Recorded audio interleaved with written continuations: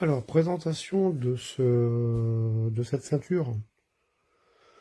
Propice quand on a des règles, quand on a mal au ventre. Donc, elle est fournie avec son câble USB-C. La recharge se fait par ici.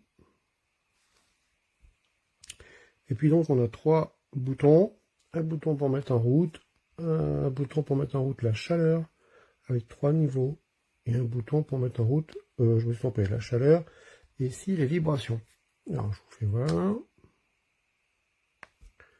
Voilà, l'appareil est allumé, l'affichage est joli. Simple, joli. Donc la température. Voilà, il faut maintenir. Et puis donc là, on a activé le premier niveau, deuxième niveau, troisième niveau. Et les vibrations. Donc ça chauffe bien, hein, bien sûr à l'intérieur, où c'est molletonné. Les vibrations, même système. Mode 1, vibration continue. 2, vibration alternée. Et le troisième mode, c'est une vibration alterne aussi, mais pas sur le même rythme. 1, 2, 3. 1, 2, 3. Voilà. Hop, j'ai éteint. Et puis j'en profite de faire cette vidéo pour mettre en comparaison un produit soi-disant français. Celui-ci, Sublime, que j'avais testé auparavant.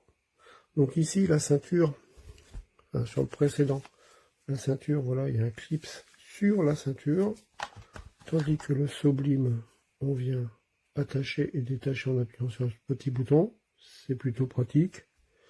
La recharge, elle se fait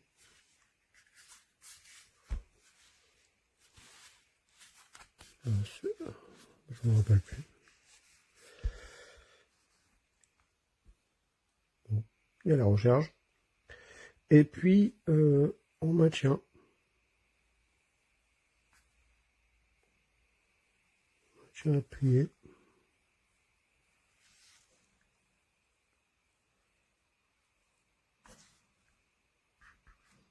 Ah bah là, il est peut-être déchargé. Donc, je reprends ce que je disais. Donc, la recharge, elle se fait ici. Hein, c'est un port propriétaire. J'étais idiot. Je cherchais après le port USB-C. Mais ici, on a un dispositif de recharge hop là, comme ça.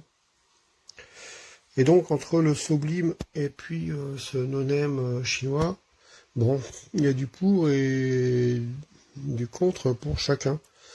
Là, par exemple, que le clip ceinture s'attache là, c'est plutôt pas mal, beaucoup plus accessible que par derrière.